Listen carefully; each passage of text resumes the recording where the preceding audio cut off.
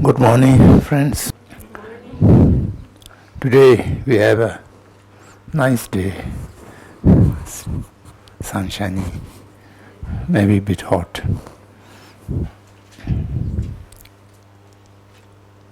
Yesterday we have discussed about the mindfulness of the body,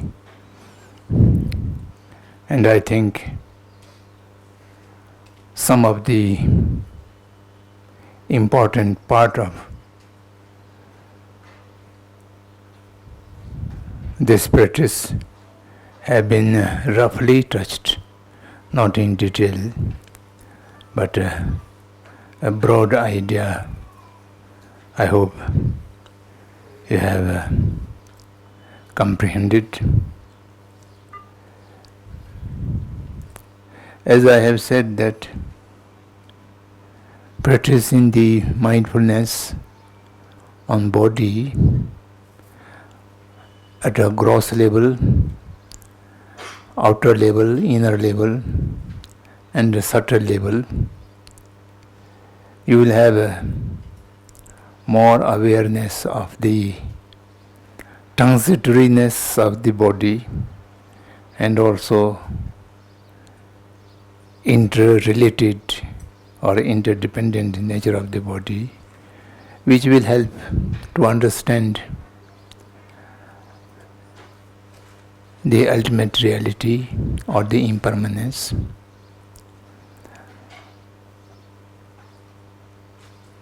But we should not take it as by practicing this will lead to a realization of the shunyata or the impermanence. But it will strengthen your mind to understand these two basic things, because the impermanence, the basic argument of the composite things or impermanence is the principle of causality. Anything which is come out of a cause, it is bound to be decay. The cause of creation itself is a cause of destruction. By practicing the mindfulness on body, you will see more clearly the nature of causality and how the causes of body comes together and how it creates the body, and then similarly how it changes. So when you see the principle of causality, that is the chief argument or chief syllogism for proving the things are impermanent. And similarly, the basic or the most important reason or logic of no existence of inherent independent existence is the nature of interdependent. So by meditating on body, you will see everything came into being or designated such as a body on several interdependently arising things, then you will have more clarity about interdependence. That will lead you to perceive or to see the ultimate reality.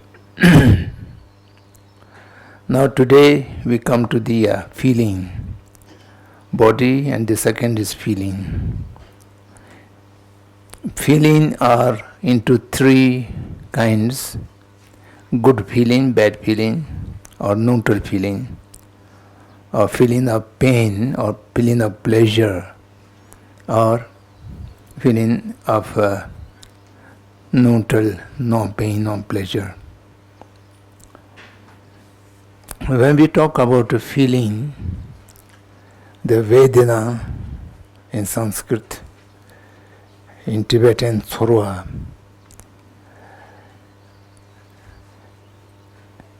It is a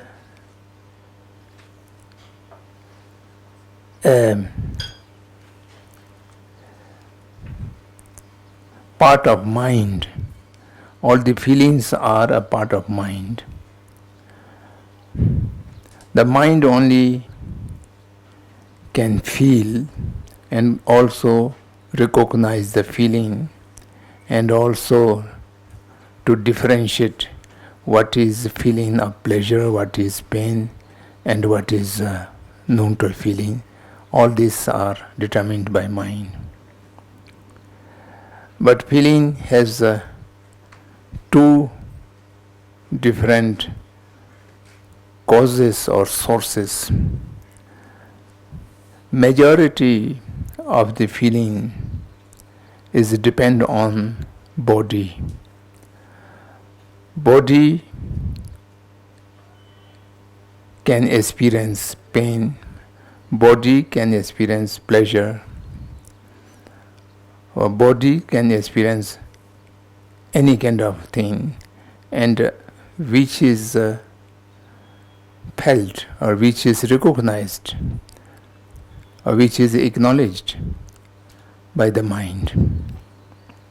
Of course, that the pain and pleasure is direct happening to the body, but when the body is not owned by a consciousness, a dead body does not have pain or pleasure. We can cut the dead body, but the dead body does not have pain because it doesn't have the ownership of the consciousness. So therefore the feeling is also, the entire feeling is in the category of mind, but that is caused due to the body or caused directly to the mind. Happiness, sadness, loneliness, or many mental feelings do not depend on anything physical cause. Physically, you might be very comfortable and free from any kind of disease, yet your mind can feel miserable. So many kind of worries, or your body may be in an uncomfortable situation, but you can feel happiness or good feeling if your mind is in that direction, or you have something, a great cause to be felt as happy. At that time you may forget about your uncomforts or pain of the body. So why I am talking about this? When we talk about the body, the feeling, the mind, and the phenomenon, so body and mind is, of course, you can see the difference clearly, but the feeling and the mind, these two categories, you may have mixed up. And when we talk about the third category, awareness of mind, that also includes the feeling, but it has more than the feeling. And here we talk about feeling is we pick up one of the mind activity or facet, and then we are trying to practice awareness about that feeling. The Vipassana traditions do not differentiate body and feeling. Mostly they go together. There are few teachers who try to differentiate, otherwise the majority of the Vipassana teachers take both of them together because it is easy. Now, how to meditate, how to practice the mindfulness to the feeling. We have an alert mind to see all kind of feeling, any part of your body. When you sit across leg and begin to meditate, there can be a pervasive feeling to whole body, because you have already practiced the body awareness. And when you have body awareness, and with body awareness is combined with the entire awareness of the feeling to the body, and that is also one of the objects to be observed, to be watched. And then you will find so many different kind of feelings at various part of your body, a kind of ache or kind of different feeling, wanting to scratch, or feeling of tiredness, or feeling of something stretching or hardness, warm, cold. So many different kind of feelings happen always to our body, but usually we do not acknowledge them or do not notice them by our mind. And the body has a certain degree of pain and pleasure, then the mind acknowledges. Otherwise, the usual body phenomenon, which is combined with, because the 5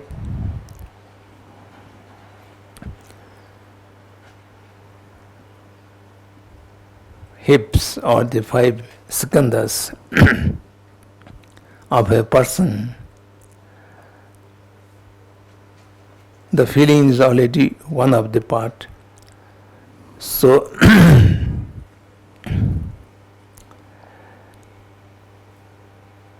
there can not be any time a living person avoid of feeling. So therefore we have to create the awareness. A person is a composition of 5 aggregates, and feeling is one of the aggregates, and it always exists there. So we recognize it or we do not recognize it, it exists.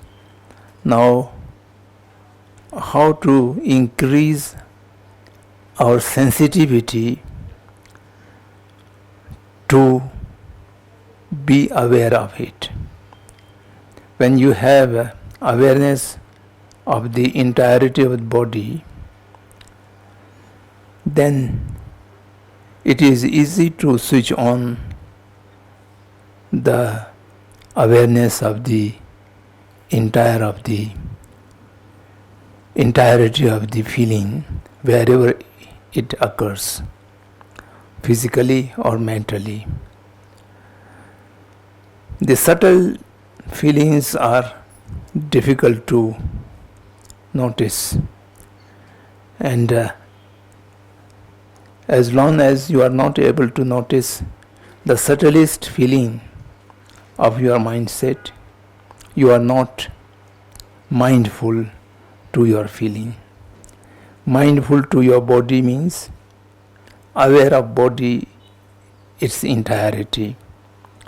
And mindful to feeling is also means that the aware of the entirety of the feeling, not only the present time, how it arises, how it remains, how it goes away to decay, all this shall have to be noticed. Noticed means shall have to be aware through the help of memory and the recognitive mindset, the Temba and Shishin put together.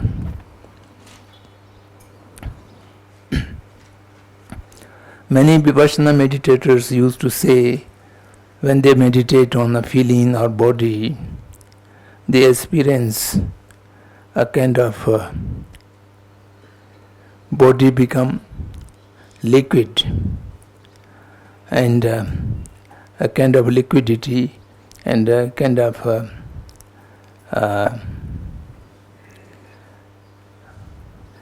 leaking away or melting away. Why this kind of feeling comes to the meditator? Because our gross awareness is to a very solid kind of body which does not constantly going through transformation or changing. Changing means each smallest particles of the part of body arises and decay, dies and goes away, and new things are come up. So by this kind of transition in our body, and that is also cause of the feeling. So it is liquidating all the time, not a permanent solid thing which remains always there. So when we are aware of this reality, then you will be able to see or feel melting or liquidation of the solid things, and with that a different kind of body consciousness or feeling consciousness, seeing the reality, not seeing the apparent. For ordinary people, we always see the appearance of the things. Appearance of the things and the reality of things are not the same all the time. When you see the reality, then the appearance goes away. And appearance is just an appearance, projected or designated by our thought or by our mind. And apart from that, the reality is something else. When we are evolving or inculcating the sensitiveness of our awareness or our mind, as much the sensitivity goes up, that much we will see the depth, which is not just appearance, but behind the appearance, how the things does exist. Mindfulness is, in other words, to train the mind to become extremely sensitive. Sensitiveness is the real quality of mind. A good quality of mind can function with utmost sensitivity, and with that sensitivity the mind can touch to the reality, not remain with the appearance. And thereby the conditioning reduces. All kind of conditioning reduces. So coming back to the feeling,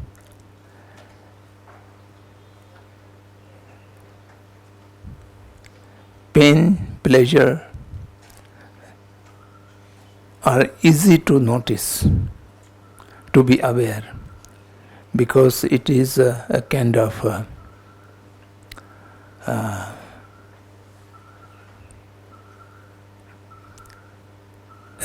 thing which can attract your attention more easily. The neutral feeling, no pain, no pleasure, but there is a feeling that is always there, but it is difficult to notice and difficult to be aware. A human being or any sentient being, alive means with the body. The consciousness is not divorced from the body. A consciousness which remains in the body means unending continuity of feeling, because there is a contact. Whenever there is a contact, there is a feeling.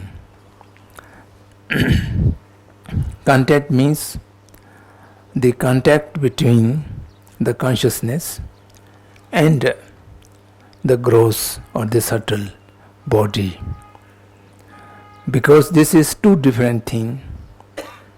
Body is matter and mind is mind. The mind and matter has a basically different nature, different entity, and when it comes together, it meets together, then there is a meeting or touching, a contact. So that contact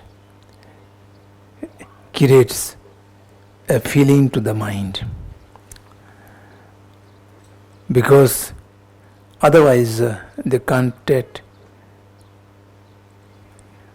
didn't create any feeling, then it means it is not actually contacted, actually meeting together.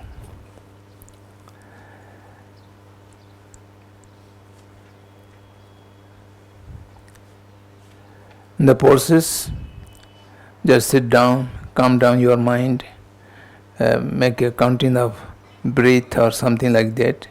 When you come to the actual meditation, then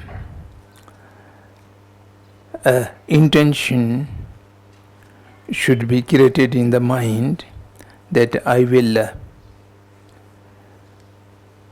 notice whatever kind of feeling comes to me, or comes to me through my body, or comes to me through my mind. I will not let it go without noticing, without be aware, and without be observing it. So with this kind of intention, that can apply to the mindfulness of body as well, then you just look to the feelings.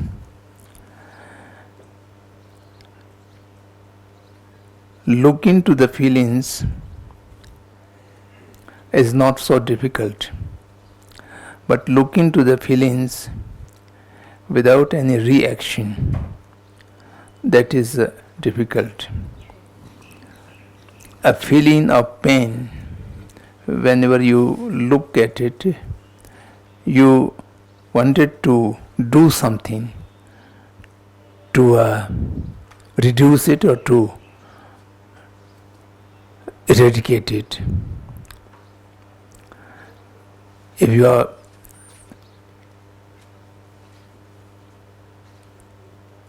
bed or your chair is not comfortable, or you feel some kind of uncomfortable,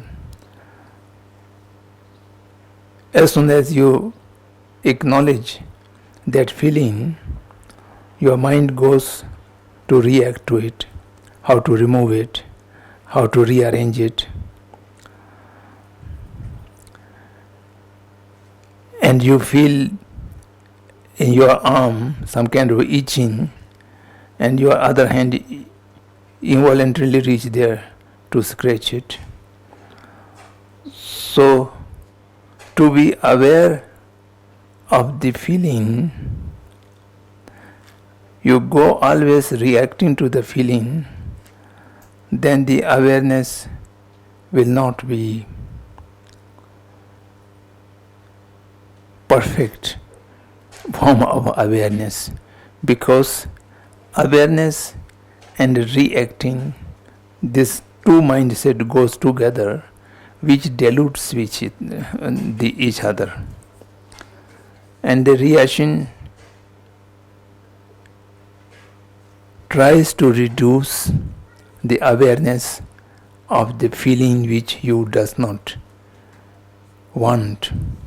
Similarly, a feeling which is a pleasure, and you wanted to keep it for a long period of time, or to remain with it as far as possible, and that is also reaction. And our mind is so conditioned, whatever see, hear, smell, touch or taste,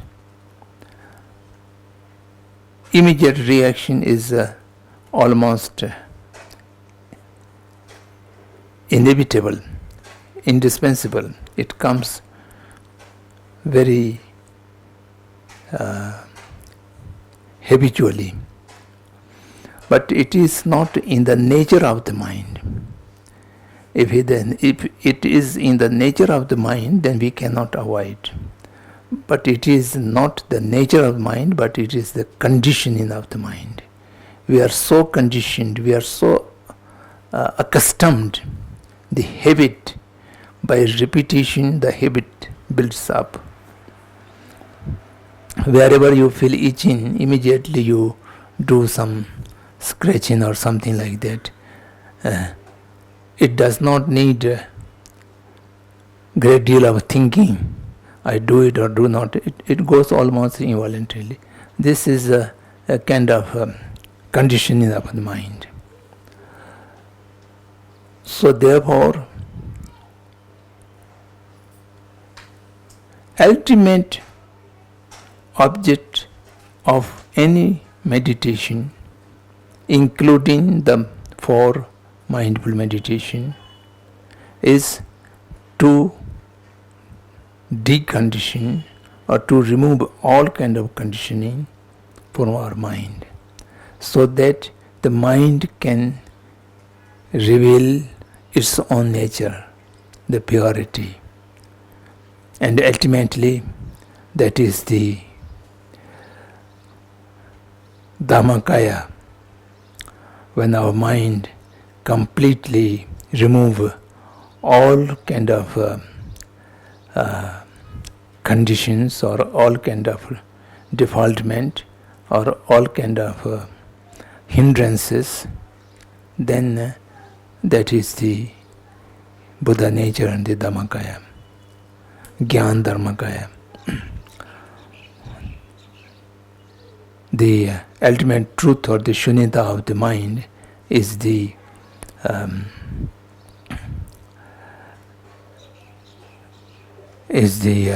nature of Dhammakaya.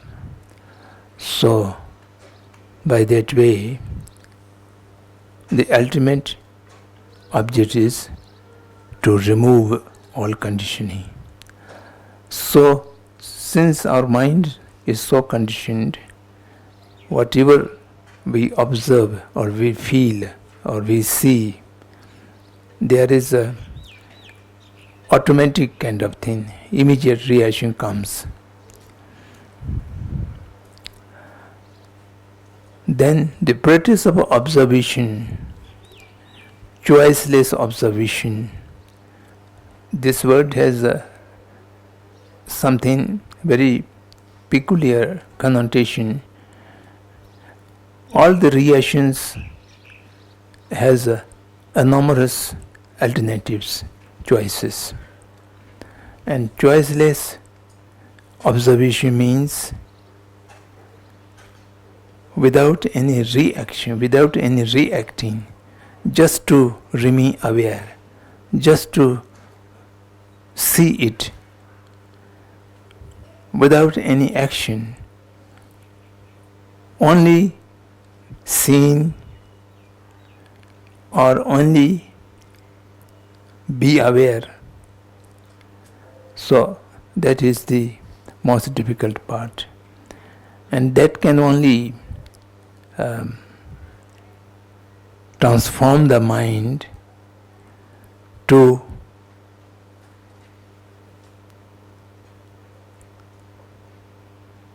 express or to come out with its own basic particular nature. So whenever you have a pleasant feeling, the mind wants to remain with it or keep it. Unpleasant feeling, you want to do away with it. So this is a gross level, we can notice it. And then the non-neutral, there's tendency of ignoring it. The feeling is no pain, no pleasure. Then the mind, the tendency of mind or condition of mind is to ignore it, not to notice it. Or usually it goes without any notice. So the practice of awareness of the feeling, we shall have to take all these three kind of feeling, either caused by body or even it doesn't have any cause of body, just come from the mind. We have to practice to note it, practice to be aware of it.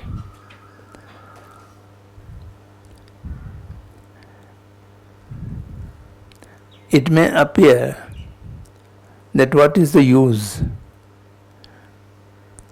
to become just aware and doing nothing. Actually, the four Simit Prasthan is the first group of the 37 different kind of practices. So it is making ground that neutralize everything, but be aware of everything. Once you have this awareness, then the rest practices going up in the 37 stages, then the other things are different, how to remove the conditioning. And at this moment, of course, its ultimate aim is the remove conditioning, but the mindfulness is what its own function is to make aware. And from that awareness, then any kind of constructive or destructive practice will become possible. Otherwise, at this moment, we may do something aiming to remove the condition of mind, but due to lack of awareness of the reality, our action goes in vain or in wrong direction.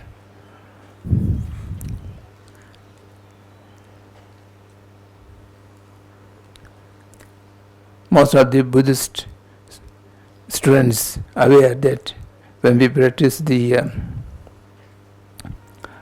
four boundless things, the first is equanimity. Equanimity is also a kind of awareness of the reality.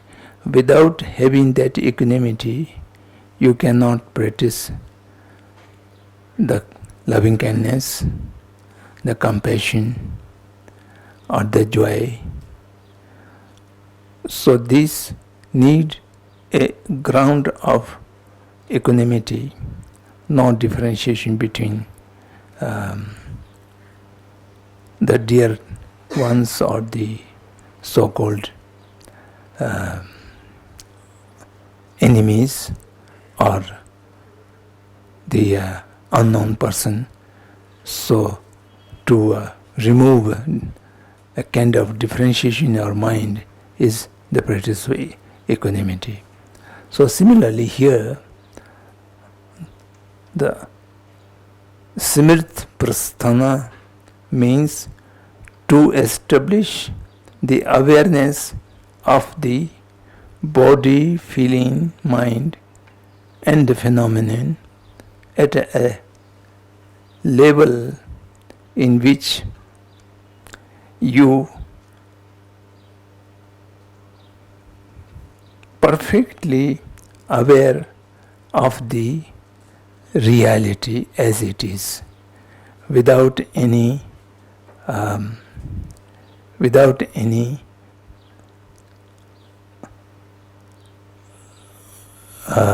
cover of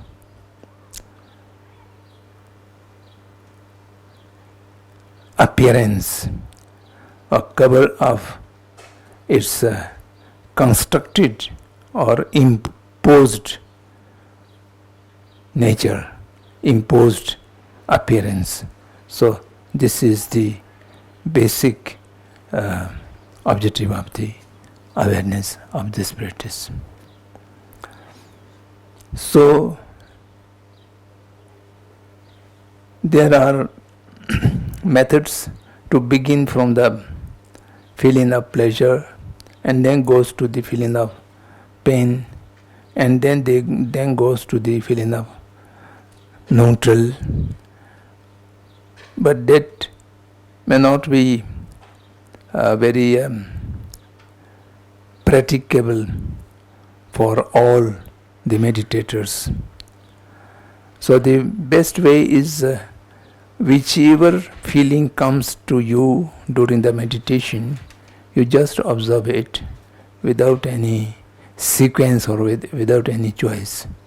If there is spontaneous feeling of pain and pleasure, observe both of them equally. And all the three, similarly observe all of them equally. And then look at it,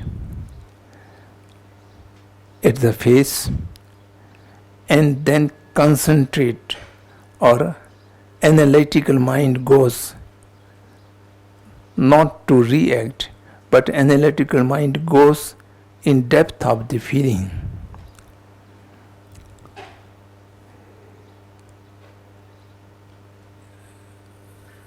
How the feeling came into being and exist for a certain period of time, and then thereafter it disintegrates by its own, or it changes for some other form, all this sequence shall have to be observed, very keenly observed, and be aware, seeing it without doing anything, without reacting anything, just to try to, in other words, we may say, just to feel it. The recognition of feeling means just you feel it. And a small part of your mind looks the nature of the feeling. When you feel it, how it feels, that shall have to be watched, that shall have to be observed.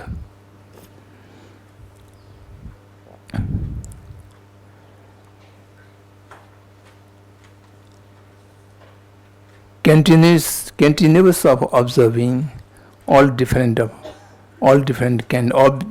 three different of feeling, then you do it continuously to practice it over and over again. Then of course the scatteredness and sinkedness, this has to be removed, and after the analytical meditation, at the end you should concentrative or attentive meditation do little bit.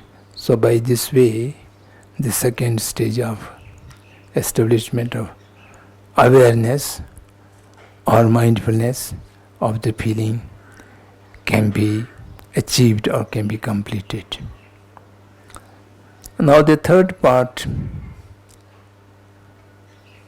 is in this sequence most difficult part.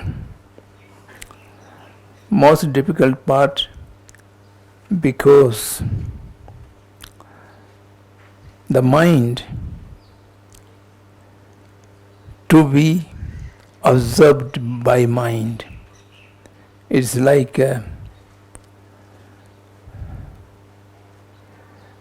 oneself is standing one's own shoulder. So the object to be observed and the instrument of observing are no difference. Mind is the instrument of observing, and mind is also the subject to be observed. So for a practitioner, it is a very difficult task how to observe the mind, how to see the mind by mind itself.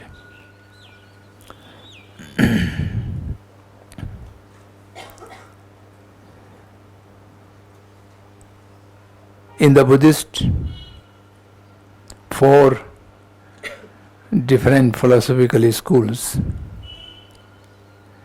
the Vijnanavad, they have developed a concept of Swasamvedana, a mind which is seeing the mind. But the Madhyamik school do not accept this kind of mindset. But still, we have to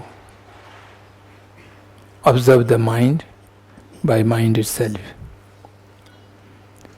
So here the mindfulness, the memory and the recognitive mindset, these two combined together, have to dissociate itself from the rest of the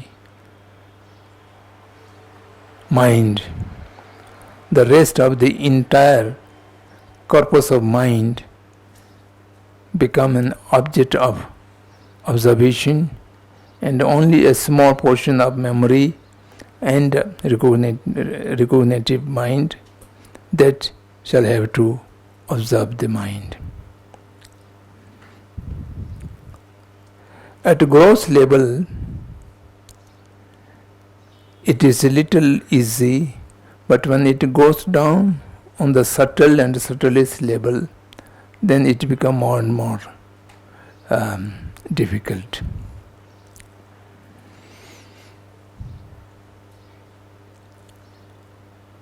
So in the beginning, a practitioner should start to watching a gross level thought process.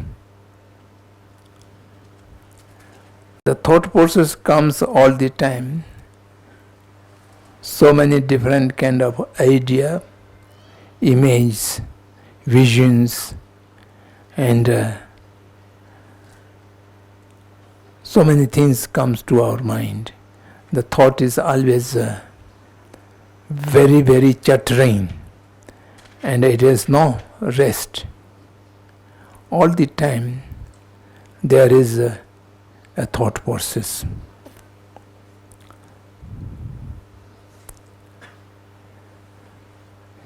In usual time, we presume there's not much thought process. But when you begin to meditate, concentrative meditation, then you will see how much thought process is all the time going on in our mind.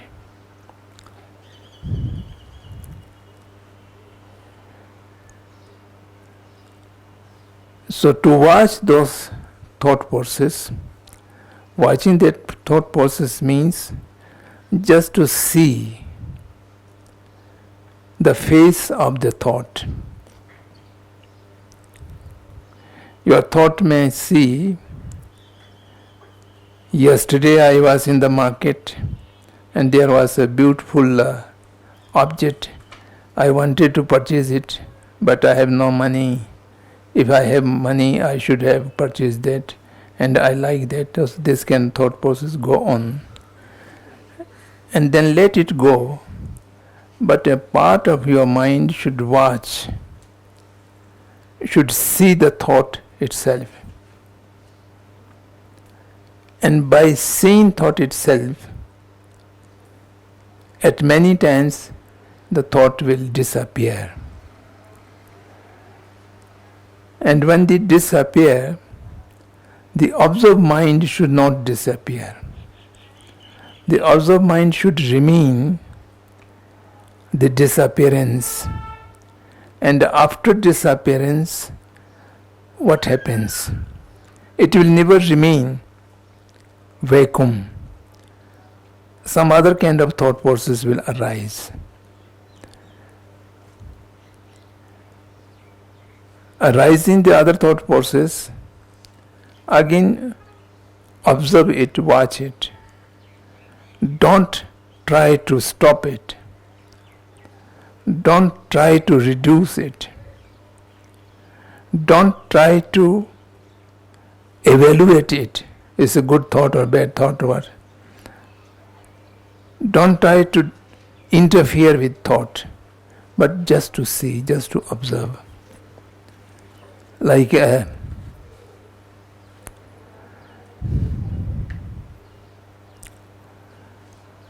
group of people are moving in the market square. So many people from so many directions, different color, different dress, all are moving, and you are watching from a high elevated building. From the window, you just observe them. You do not engage with them. You do not interfere with them, but just to see, just to observe. And in that observation, you take a kind of awareness, not of it, recognition of it.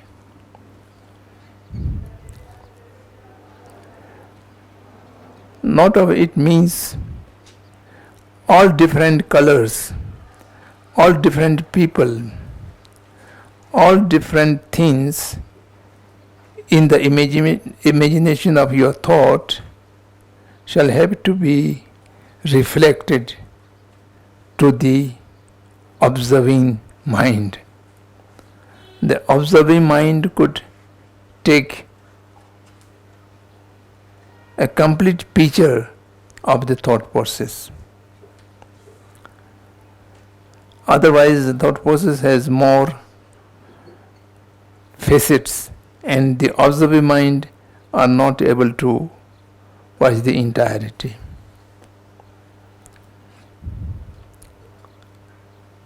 For children to teach improvement of memory, we show a page of paper, a page of drawing or picture, and show to the children for 2 minutes or 3 minutes and then taken away. So then we ask, in that picture how many people, how many different color, and what kind of things. Then the child repeats. If he or she is a good memory or bad memory, they may not able to tell. So similarly, when we watch to our mind, we are able to observe the entirety of the thought process. Whatever they thought carries images or words or whatever it may be. So that kind of observation is to be practiced.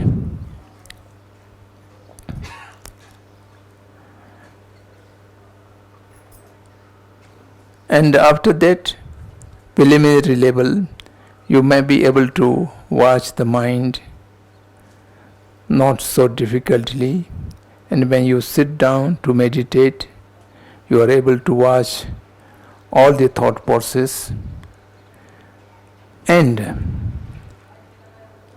the watching meditation progresses, the speed of thought also become bit slow down. Due to the watchfulness, the thoughts are not so speedy. So we need not to pay attention to that, or it is not an achievement or not some hindrance. It is a natural way. And then thereafter, the number of thought may also reduce gradually. It's not the usual kind. Gradually the thought process may reduce. And at that time, we shall have to intensify the observing mind, the observation. Intensify means when the thought become less frequency, the power of observing mind may also become dull. So we have to keep the strength of the observing mind all the time, whether there is a thought process or there is no thought process. So then, by this kind of observation, the thought process or the mental chattering become less and less, and the observation become more clarity. Then we should enter into the analyzation of the nature of the mind. What kind of your mind is, what is its function, how it is work, how it is arising, how it is changing, and what are the causes of the thought process, and what are the causes of the changing and dismantling of the thought process. As before, the body and the feeling in the mind also we shall have to observe in a great detailed one. Then as much as you have philosophical knowledge of Buddhist mind, then your observation become more pervasive. You can go to more details. And if someone do not have much knowledge of the Buddhist mind, matter science, I should say, Buddhist knowledge of different kind of mind, as I mentioned before, the principal or basic mind and the facets of mind, the Chit and the Chaitasics. And the Chaitasics are more than 50 different natures of mind. If you are aware of this, then your observation will become what kind of mindset is in the category of what kind of metal product or Chaitasic or Chet, and how they are functioning, what are the function of these different facets. Since many people are not aware of the Buddhist Abhidharma and the details of the different mindset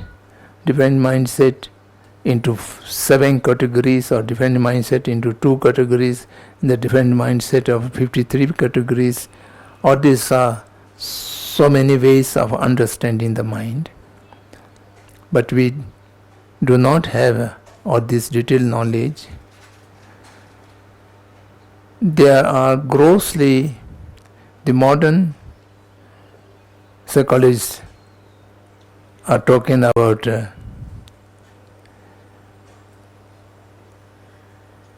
conscious, subconscious and unconscious. Of course, the Buddhist matter science do not believe unconscious mind. Mind and conscious goes together. Yes, we can say subconscious. A mind is operating apparently, or a mind is just resting or sleeping, but it has its continuity. For example, all our sensory mind are not actively functioning when we are asleep. During the sleep, all the sensory minds are not actively functioning, but the minds are there, we may say subconscious kind of thing. But it is not an unconscious. So these kind of categories to be analyzed and try to recognize each one of minds arises, then we may aware of the not reacting but recognizing this is a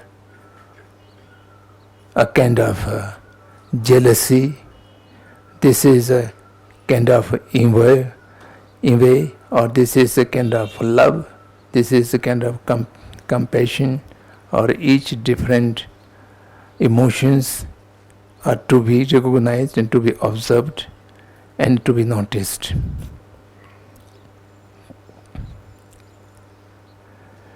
In the process of cultivating loving kindness and so forth, His Holiness used to say, mapping of the emotions.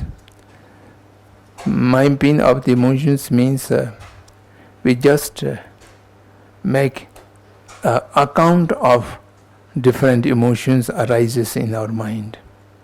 So this is at this time mindfulness of the mind is the real time to make an account of our different emotions. Then how to deal with them, that will be a different stage of. Here the awareness, the mindfulness is only to see them in clarity.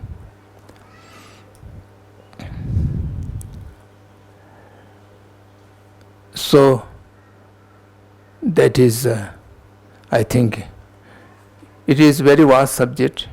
So without having Buddhist Abhidhamma background, we may not able to elaborate it extensively, but we grossly can say positive mind, negative mind, neutral mind, or clear mind, or resting mind,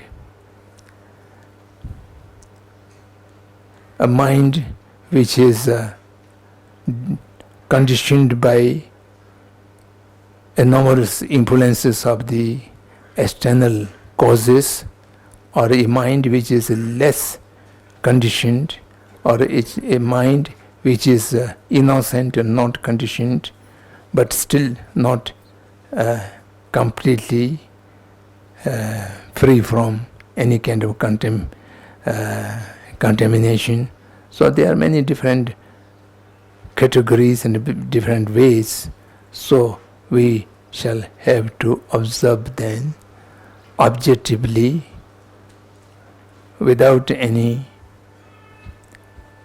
preconcept or reactiveness, just to see them, just to make aware of them. That is the third one.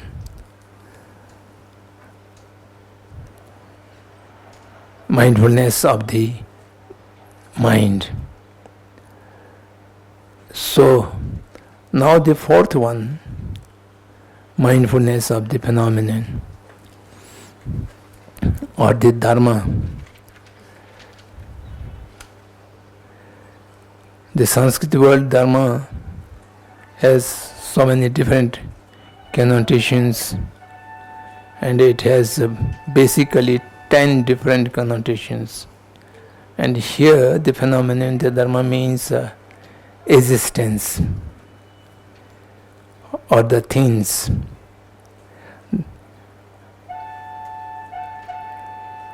All existent things are included into the Dharma, or into the, in English I don't know, phenomena is mostly used, or existence is also sometimes used. Now the body has already covered, and the feeling has also observed, and the mindfulness has been established, and the mind is also observed, and the mindfulness has been established. And now the fourth thing is, apart from body, feeling, mind, whatever the rest objects or existence or phenomenon, now this is pervasive one. Body, feeling, mind, all these three are related to a person, a self. Practicing the mindfulness of body, one's own body is the object of meditation to be observed. And similarly one's own mind and one's own feeling, these are related to oneself. Now the fourth one is the universal one, whatever exists, which need to be observed and which need to be aware. And it does not exclude the body, mind and feeling, which you have already done. That also included into the fourth category. And in the fourth category, it goes out of the self. The entire universe, entire existence has to be taken as a object of the meditation. And in this,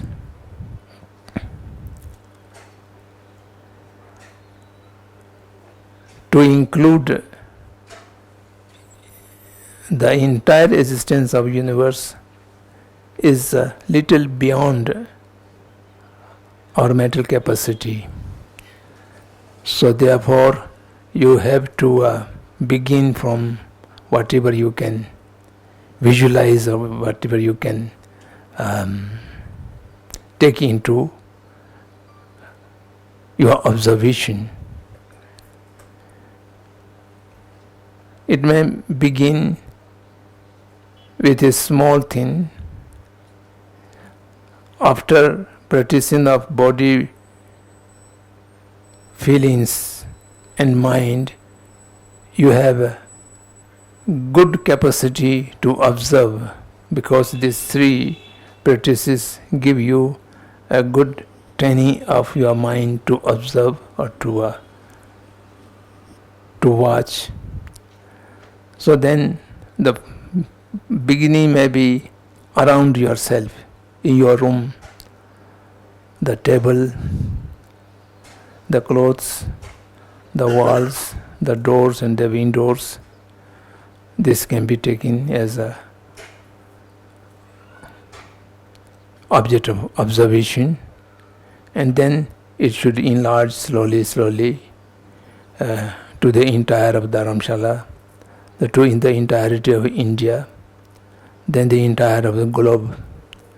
So the globe is for us beginners maybe the largest one, because the universe is endless and countless, and numerous thousands of planets exist that only goes in the imagination. But the planet Earth on which we are living, we know about it.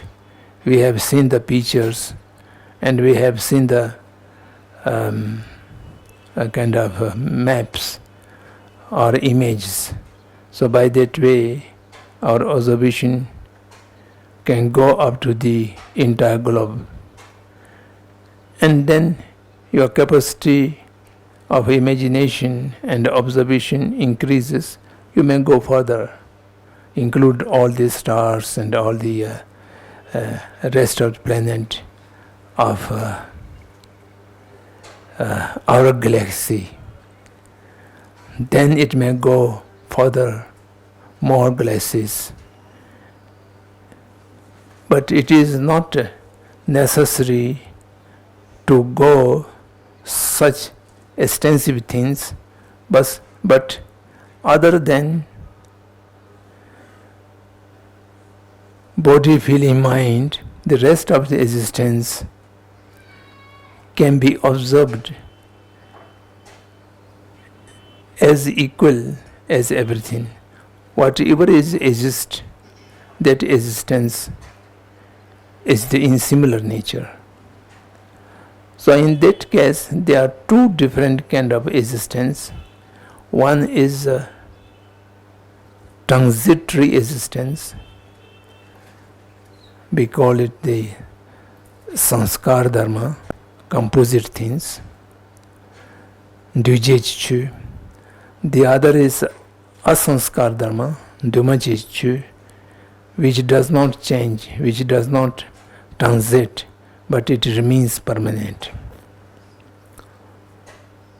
So what is the permanent thing? That the philosophical schools have different kind of notions, so we need not go into them.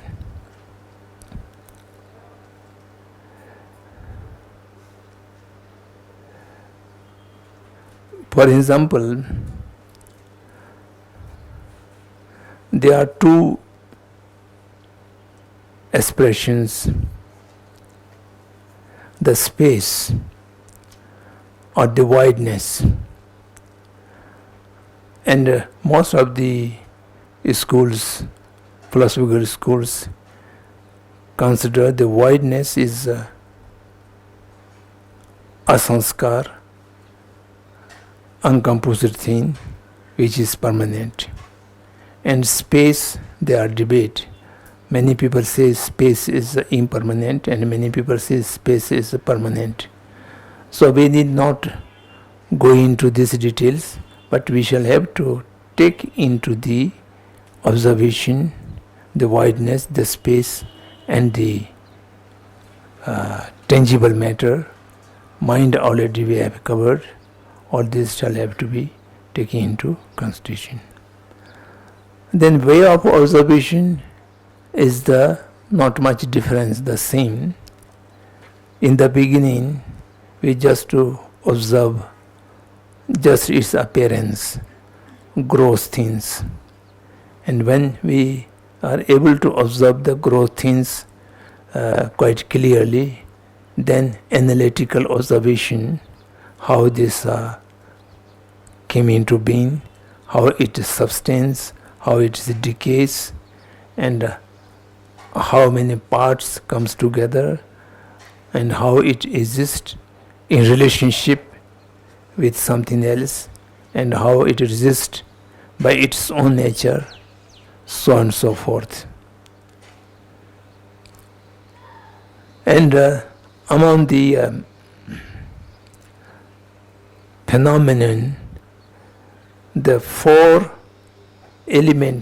basic elements are important part of phenomenon, because it is the source of creation of everything.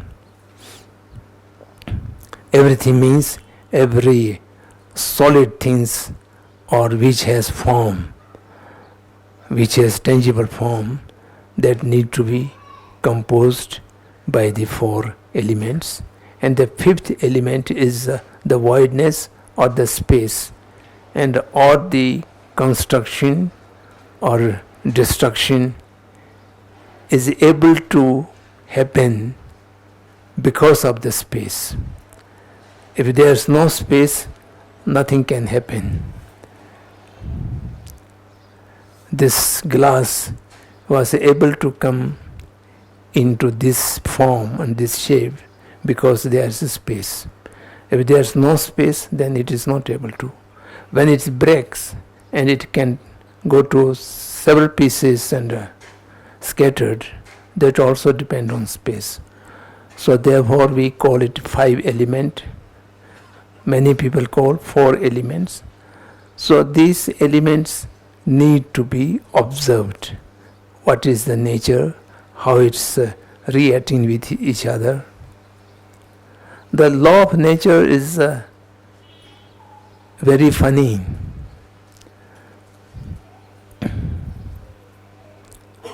Unity in diversity, this is a principle. Unity in diversity, the principle is accepted by most of the ancient Indian schools. What does it mean? The diversity, different things and contradictions are also a part of nature. But nature has a law to make them unity and cooperative.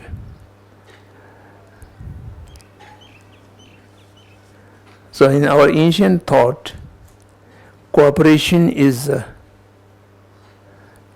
source of creation, and competition is a source of destruction. But today, the competition is most important. So therefore, we are not much enjoying the unity, the beauty of unity, because we always go for competition. Competition means one win, the other lose. Competition cannot be win-win situation. But today we talk about win-win situation, but that is not possible in the competition. That is only possible in the cooperation. The fire, the water, the earth, and the wind, by its own nature, against each other. If we put water on the fire would be either extinguished or the water may become vaporized. It is destructing each other. The wind is moving and the earth is blocking, and the wind cannot go through the earth, something like that. But when they are proportionately coming together in a cooperation, they make this beautiful human body. All sentient beings has a functional body which consist of the contradicting elements, and those contradicting elements are come together and managed by the consciousness, and consciousness is combined with karmic force according to Buddhist, or according to the Ishwarvadins, it is the God's sweet will, make it compatible with each other, and it become complementary and supplementary each other, not contradicting with each other. And all the four elements is absolutely essential for our body, for our existence, for our. So all this nature need to be observed and to be aware. And when it goes in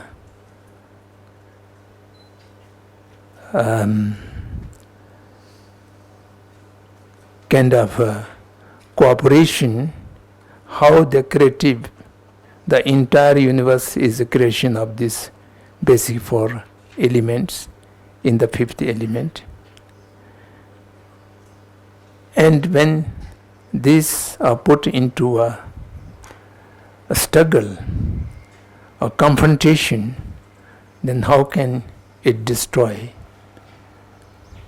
A forest fire can destroy so much things, living and non-living, and houses and everything can be consumed by fire.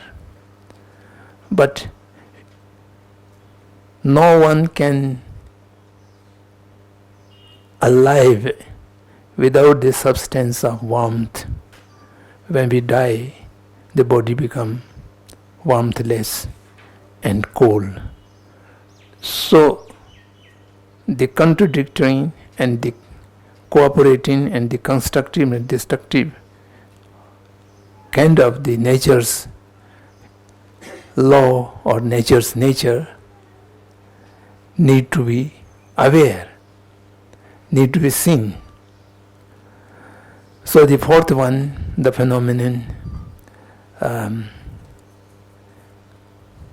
mindfulness of the phenomenon shall have to be taking into consideration the entirety of the universe into one unit, and which includes all the body, minds and feeling, as I mentioned before.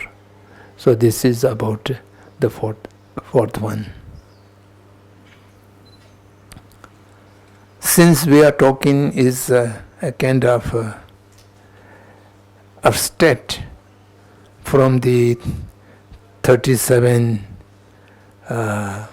categories, only the four mindfulness of four Smrit Prasthana is taken away. I submit before you only its a gross level of practice, how we can do observation, or how we can establish our mindfulness into these four categories.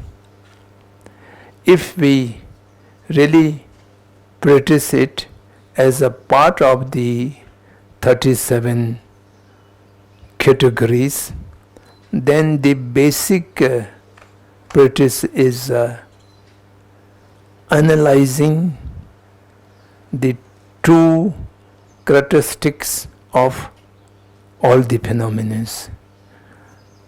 Here I two characteristic is referring to the self characteristic and the universal characteristic. Each phenomena have these two characteristics all joined together. In Sanskrit is called Swalachan, Samanya Lachan, Ransen, Chitsen. Actually, the Tempa Nyinsha, the basic practice of Tempa Nyinsha is to analyze the self characteristic and the universal characteristic of the body, of the mind, of the feeling, and of the phenomenon. By analyzing these two characteristics, you will understand each unit of existence has its own characteristic, its own nature, and also it has a universal nature. Similarly, all the universal nature is pervasive on all the tiniest things of the self characteristics, and the relationship between the individuality or particularity or the pervasive universe, which are inseparable, and that is the basic principle of interdependent arising. Pratit Sama Utpad. The interdependent arising is the core of the entire Buddhist philosophy, and that's not an easy thing. It is very deep and vast subject, and now the modern science people also attracted about this way of thinking or this principle. They are trying to understand this. Many of the physicists are now looking more seriously about their principle of relativity, and the Buddhist principle of interdependence is not the same.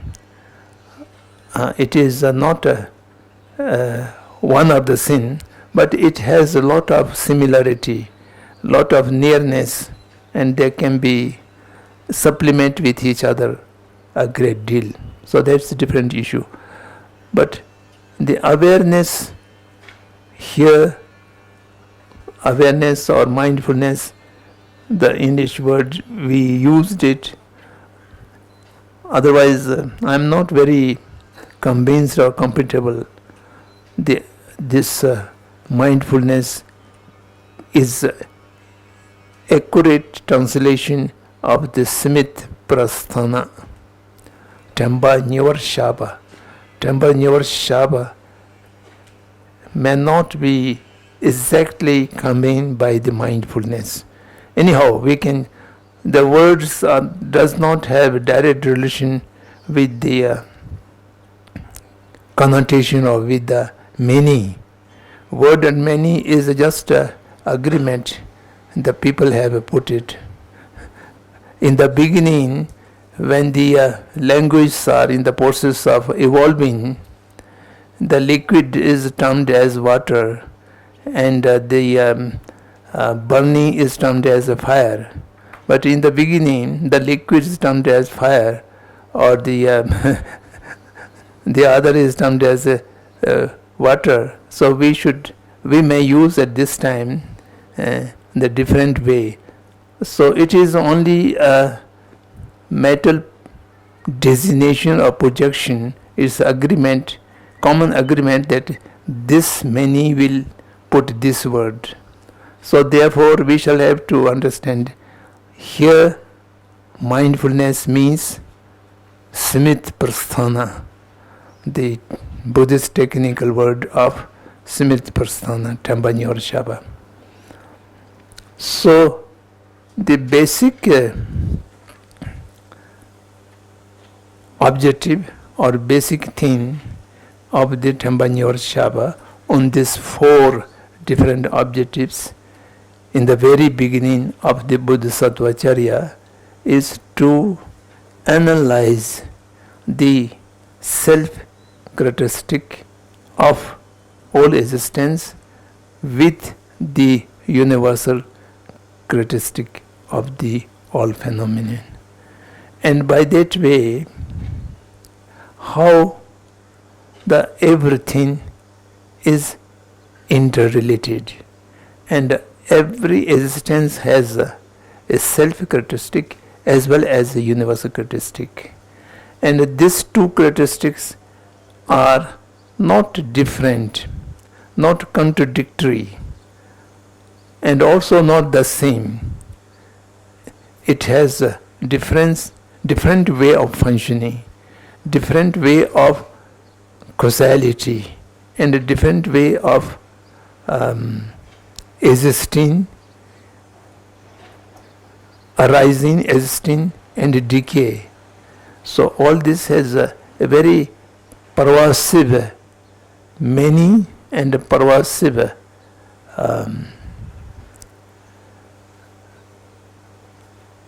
in-depth reality. So in order to understand the in-depth reality, as I mentioned before, the expression unity in diversity. So practice of this 4 mindfulness will give the Bodhisattva or the practitioner an understanding in depth of the whole existing things are how came into being, how it remain, how it decay, and at the same time how it is interrelated with each other, and thereby a wider perspective of full view of a thing. At this moment, my eye consciousness can perceive this glass of water only it's a gross level and a very insignificant part of this existence. When I analyze it through the mindful meditation, analyze it its entirety of its existence, then I will able to see and aware what it is. It is entirely different from what it appear at this moment to my eye consciousness or its picture to my thought. Both of them are touching a very small part of the reality, not the wholeness of the reality.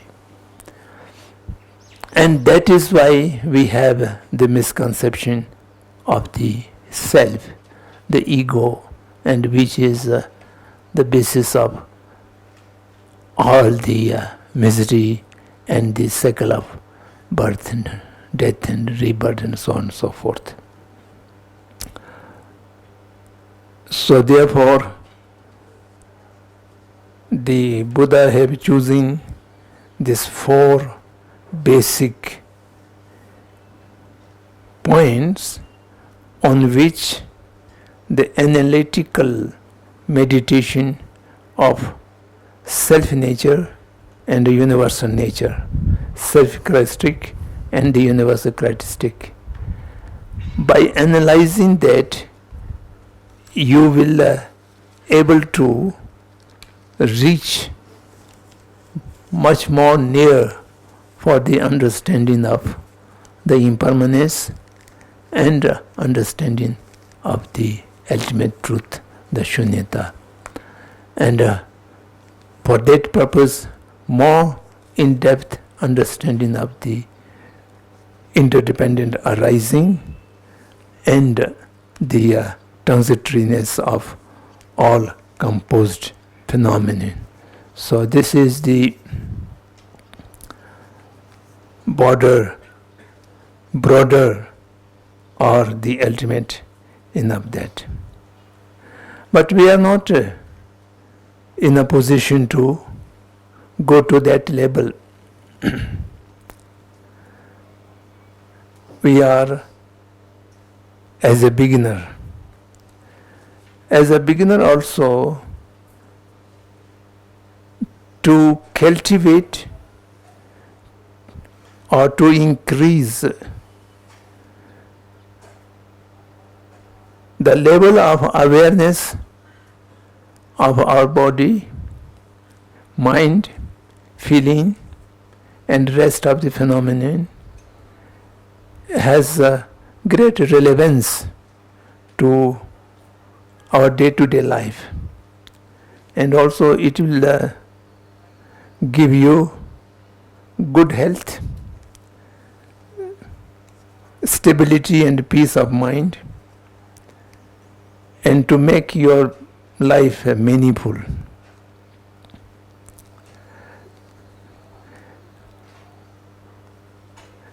Life is very short, so we should live it fully. Many people lead the life very partially. So this beautiful life, good life, valuable life should lead a full living and meaningful living. And for that we need 3 things to have a happy life, 4 things to have a meaningful life. The 3 things for just happy life is good physical health, stability and free mind, sound mind, rational mind, and a right livelihood, a clean, violence-free, exploitation-free livelihood according to our need, not according to our greed. The livelihood must be up to the need, not beyond that. Gandhi used to say, whatever you do which is involved some financial resource, you just make an estimate. And the estimate is 100 rupees, your need is 100 rupees, you should raise 98 rupees, 2 rupees less than what you require. And if you make it 102, then this is a greed driving, so it will not have a right livelihood. So if you have good health, sound mind, rational mind, free from all kind of blind faiths, then a right livelihood, so that can make your life happy. And if you like to make your life meaningful, then the fourth is a spiritual practice. Any kind of spiritual practice.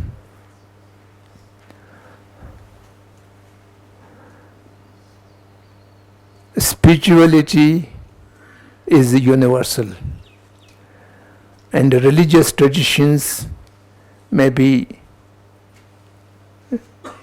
number of different traditions, but a spirituality, that means elevate the contaminated mind to an uncontaminated mind, unpure mind to the pure mind.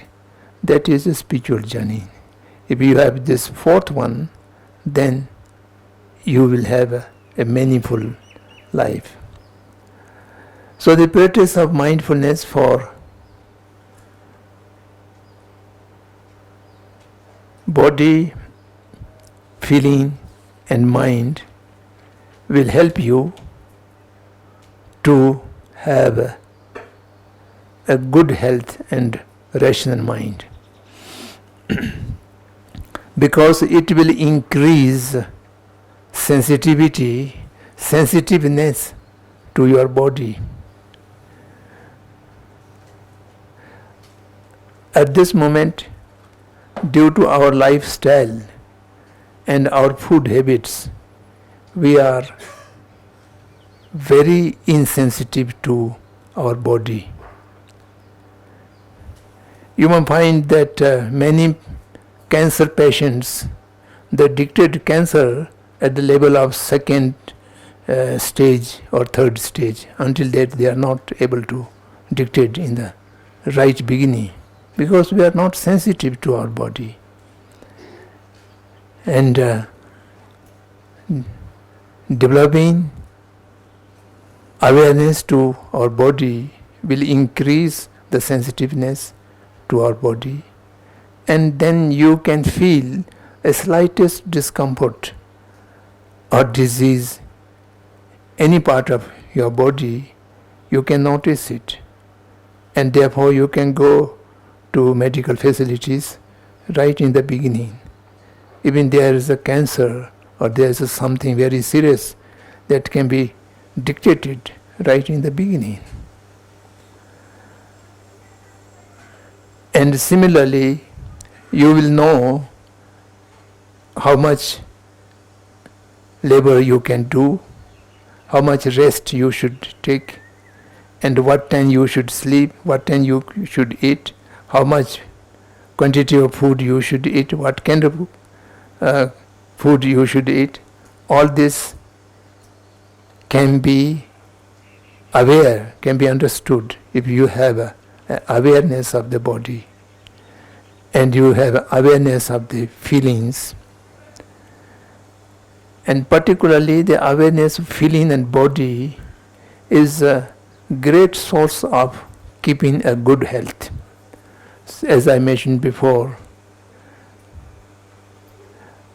many things, there are some discomfort, and due to our dull sensitivity, we are not able to recognize the feeling or recognize the body's action or reactions. So if you have a good sensitiveness to the body, you can maintain the body till the end of life. Of course, body is impermanent, you cannot maintain it forever, but you can live at least 100 years with good health. That we have the capacity. The human body of today has a capacity to live 100 or 105 years without much difficulty. Even the age of 100, you can be move around independently, not on a wheelchair, not on assistance of some nurse or something like that, that have a capacity to our body. And we are not able to avail this capacity because of our insensitiveness and our incooperation with our body and with our feelings. And the practice of awareness or the mindfulness of the mind, you can control majority of the negative emotions. By only awareness you cannot eradicate, but you can avoid them, you can reduce them, you can make shorter duration. For example, someone is very short temper, become hungry so easily. If you practice this mindfulness, then your short temper can become better, and your anger is less intense or shorter duration and realize more quickly. So this will have emotional hygiene, not only the physical hygiene, emotional hygiene can also maintain. Then having the awareness about the phenomenon, you will respect the nature, the environment and the ecosystem, and you will not indulge to destroy the eco and the environment, which is a common property of the all living creature. It's not belonging to any individual. It is not belonging to any particular nation or state. This is belonging to all sentient beings living on that. So therefore we have no right to destroy them. So no right to misuse them. So you will have a sensitiveness to the entire world, and His Holiness is a great teaching, the universal responsibility, that you will be able to realize what is your universal responsibility and how to perform your universal responsibility in the right direction. That will also have by this practice of mindfulness.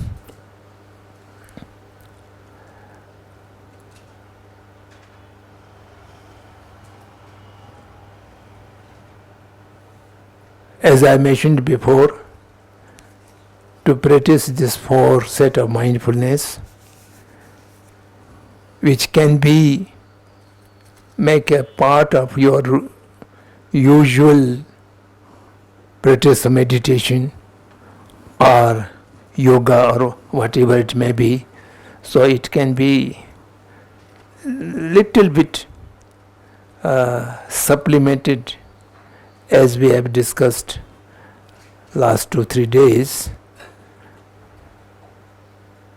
to practice with the body, with the feeling, with the mind and with the phenomenon.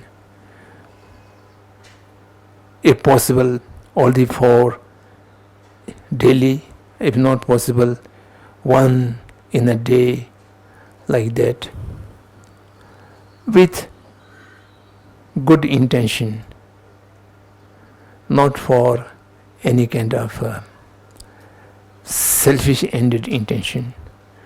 Good intention for beneficial to, if possible, all the sentient beings, or if not possible, beneficial for many larger sentient beings, and do it a bit regularly, that I have always mentioned in the beginning. Regularity is a very basic thing for any kind of practice. A practice of dance or practice of music, that also needs a continuity. Similarly, the practice of mind, that is spiritual practice, it needs a regularity each day that has to be followed. And for that purpose, not imposed, but voluntarily and happily, certain moral code or ethics is to be preserved.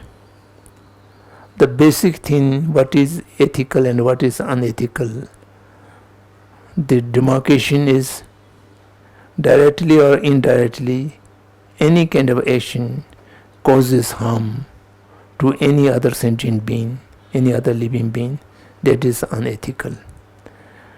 And any action which doesn't cause directly or indirectly any harm or violence to anybody, that can consider to be ethical. So we have to observe certain ethical discipline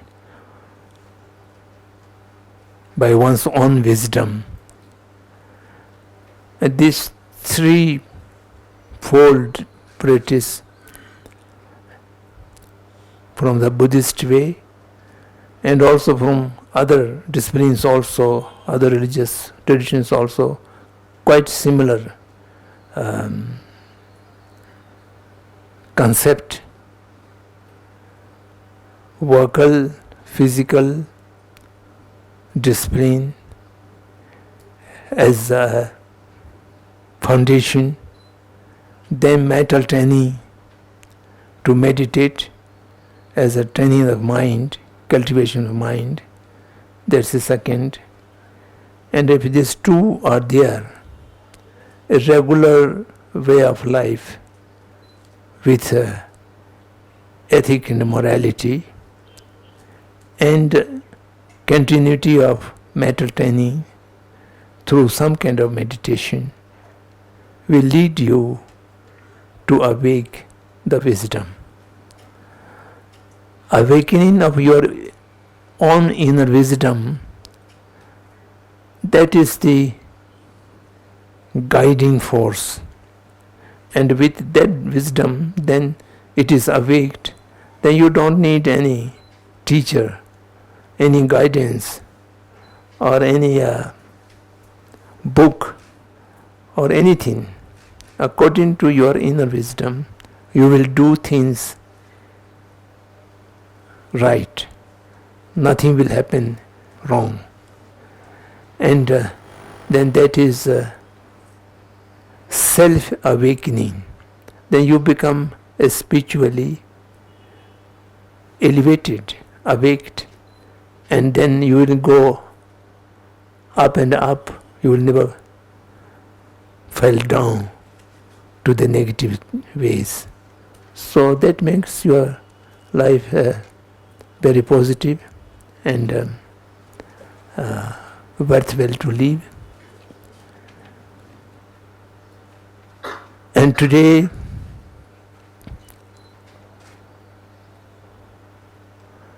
what I should say, the post-modern civilization have given tremendous comfort and technological facilities in order to have a very good quality of life. This is our perception. All the modern facilities and all the digitals are to make your life easy and your life more good quality. So everybody taking it for granted.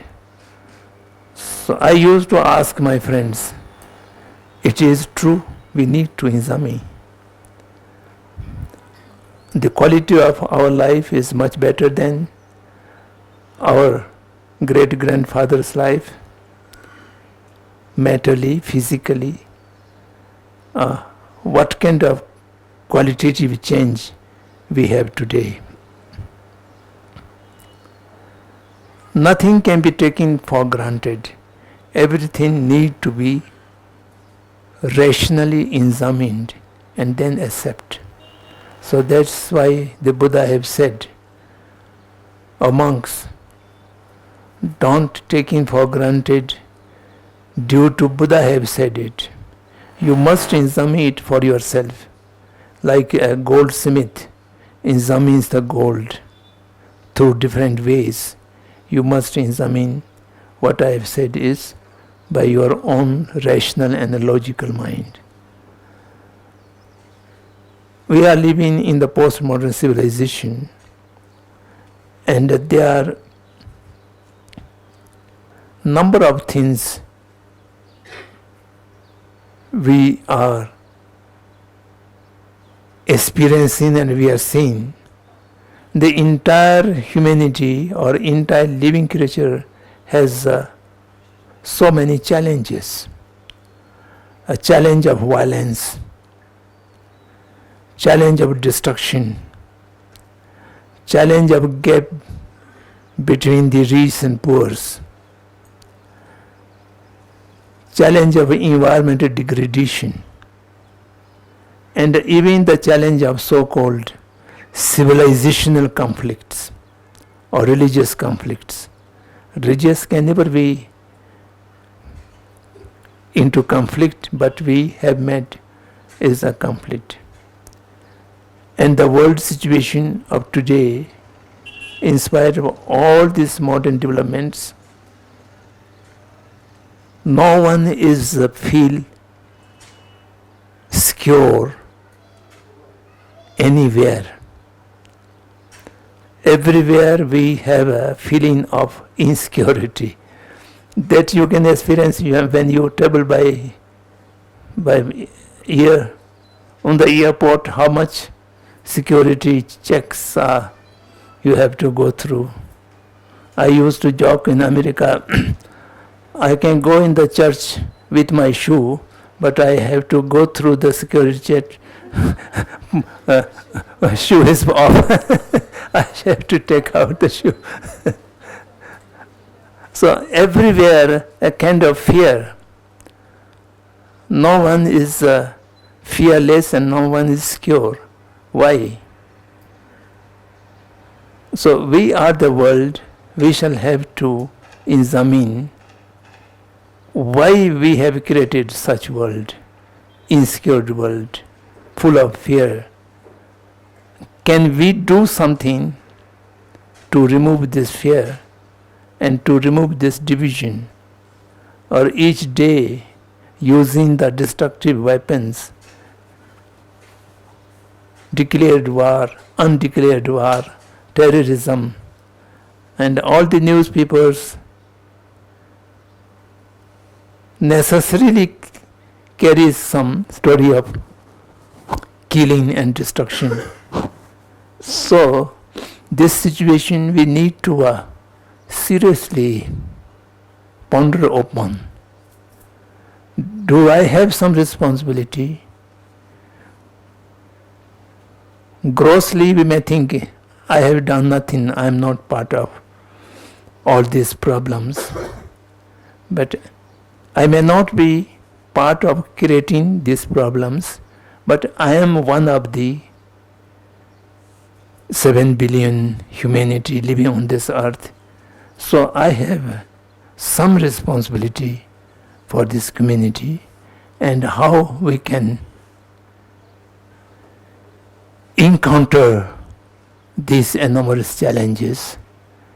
And do I have some responsibility and also possibility or capacity to contribute something positively?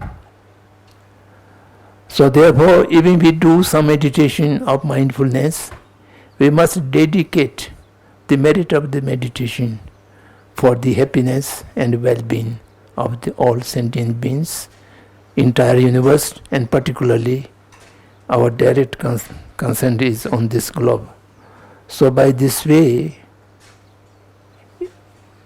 if we may not able to do anything, but we can do very easily is a prayer and to dedicate our good deeds for the benefit of all sentient beings. Thank you for your concentration.